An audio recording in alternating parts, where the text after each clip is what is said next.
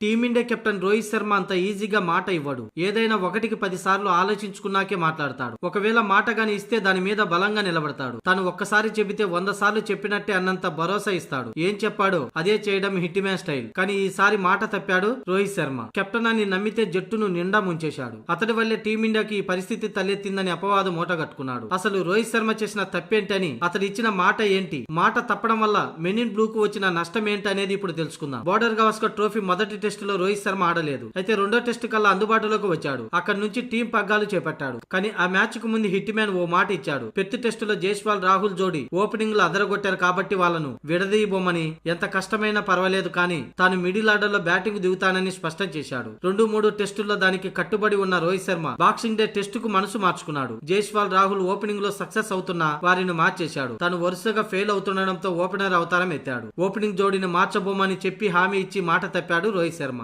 ఒకవేళ ఆ పొజిషన్ లో అతడు సక్సెస్ అయితే ఎవరు విమర్శించేవారు కాదు. కానీ అది జరగలేదు. మెల్బోర్న్ టెస్టు తొలి ఇన్నింగ్స్ లో కేవలం 5 బంతులు ఆడి 3 పరుగులకే పెవిలియన్ బాట పెట్టాడు hit man. Pat Cummins bowling లో చెత్త షాట్ ఆడి వికెట్ సమర్పించుకున్నాడు. ఆ షాట్ అసలు ఎందుకు ఆడాడో ఎవరికి అర్థం కాలేదు. సిరీస్ మొత్తం ఇదే తంతు. కమిన్స్ రావటం, రోహిత్ వికెట్ తీయటం పరిపాటిగా మారిపోయింది. అలాగే ఇద్దరు స్పిన్నర్లను ఆడించడం కూడా రోహిత్ శర్మ 4వ టెస్టులో తీసుకున్న తప్పుగానే భావిస్తున్నారు. ఇక ఇదే క్రమంలో రోహిత్ శర్మ కెప్టెన్సీ ఏంటో నాకు అస్సలు అర్థం కావటం లేదని ఇద్దరు స్పిన్నర్లను టీంలోకి తీసుకుని 40 ఓవర్ల వరకు వారితో ఒక్క ఓవర్ కూడా వేయించలేదు. మెల్బోర్న్ లో మొదటి గంట తర్వాత స్పిన్నర్ తో బౌలింగ్ చేయించాలి. అది లేకుంటే గంటన్నర తర్వాత వారికి బంతి ఇవ్వాలి. జడేజా, సుందర్ 40 ఓవర్ల తర్వాతే బౌలింగ్ చేశారు. అలాగే జస్ప్రీత్ బుమ్రా వంటి బ్రహ్మాస్త్రం ఉంది. అయితే బుమ్రాతో ఫస్ట్ ఓవర్ వేయించకుండా సిరాజ్ తో వేయించారు. ఇప్పటికే సిరాజ్ ఈ సిరీస్ లో పెద్దగా రాణించలేదు. ఒకటైతే పక్కా, ఈ మ్యాచ్ లో టీమిండియా ఇక గెలవదు. మ్యాచ్ ని డ్రా చేసుకోవడమో లేక ఓడిపోవడమో జరుగుతుందంటూ సునీల్ గవాస్కర్ కామెంట్ చేశాడు.